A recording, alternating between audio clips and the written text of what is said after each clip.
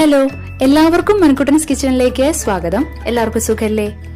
ഇന്ന് വളരെ പെട്ടെന്ന് തന്നെ ഉണ്ടാക്കിയെടുക്കാവുന്ന പായസത്തിന്റെ റെസിപ്പിയാണ് റവ പായസം.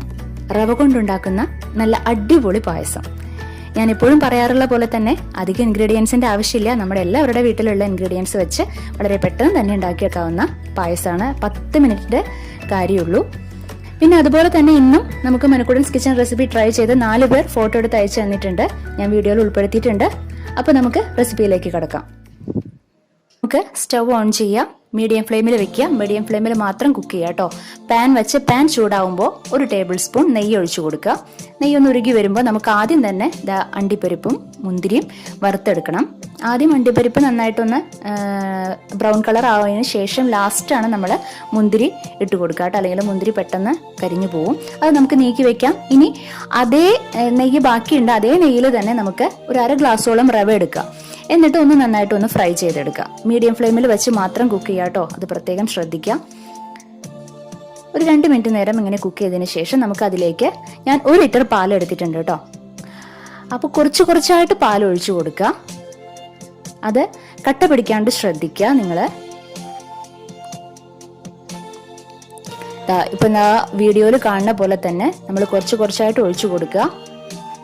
കണ്ടില്ലേ, അത് നല്ല കട്ടയായിട്ട് വരുന്നുണ്ട്. അപ്പൊ അതിനനുസരിച്ച് നമ്മൾ പാൽ ഒഴിച്ചു കൊടുക്കുക.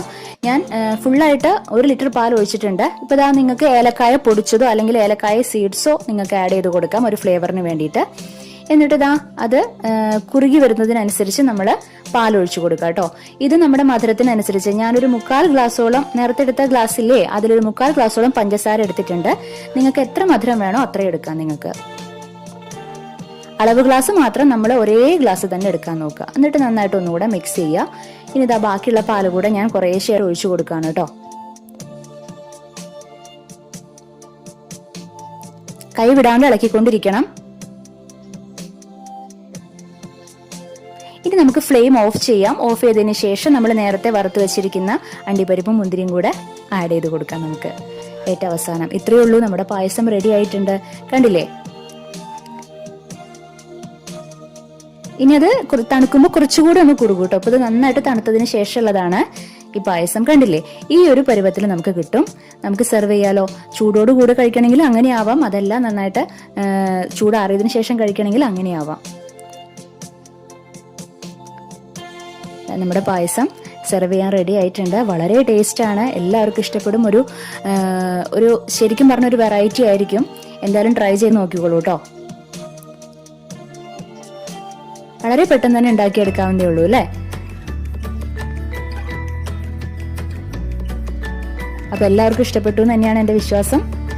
അപ്പോൾ എല്ലാവരും ട്രൈ ചെയ്തിട്ട് അഭിപ്രായം അറിയിക്കുക.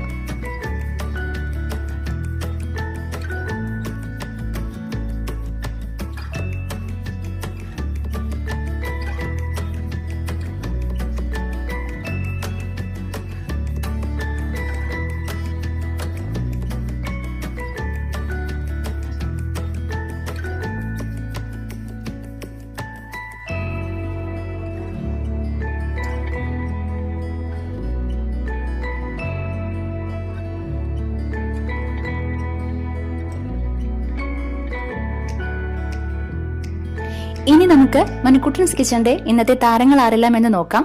ഇന്നും മൻകുട്ടൻസ് കിച്ചൻ റെസിപ്പി ട്രൈ ചെയ്ത് 4 പേർ നമുക്ക് ഫോട്ടോ എടുത്ത് അയച്ചു തന്നിട്ടുണ്ട്. ആദ്യത്തേത് vegetable idli with white chutney try ചെയ്ത് ഫോട്ടോ എടുത്ത് അയച്ചു തന്നിരിക്കുന്നത് ജിഷ്മ ശിവരാജ്, കോണത്തുകുന്ന്, തൃശൂർ. Thank you Jishma. അടുത്തത് south Indian mixture recipe try ചെയ്ത് ഫോട്ടോ എടുത്ത് അയച്ചു തന്നിരിക്കുന്നത് ദിവ്യ രാജേഷ്, കൊടുങ്ങല്ലൂർ, തൃശൂർ. Thank you Divya. അടുത്തത് റവ ബർഫി ട്രൈ ചെയ്ത് ഫോട്ടോ എടുത്ത് അയച്ചു തന്നിരിക്കുന്നത് ഈശ്വരി അശോകൻ, മരുത്തംപള്ളിക്കര, കൊടകര, തൃശൂർ. Thank you Eswari Ashokan. അടുത്ത റെസിപ്പി ജിലേബി റെസിപ്പി ട്രൈ ചെയ്ത് ഫോട്ടോ എടുത്ത് അയച്ചു തന്നിരിക്കുന്നത് ഹെലൻ ജോർജ്, ചെന്നൈ, തമിഴ്നാടു.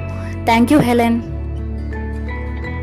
ഇനി നിങ്ങൾക്കും ഇതുപോലെ മൻകുട്ടൻസ് കിച്ചൻ റെസിപ്പി ട്രൈ ചെയ്ത് ഫോട്ടോ എടുത്ത് ഞങ്ങൾക്ക് അയച്ചു തരാവുന്നതാണ്.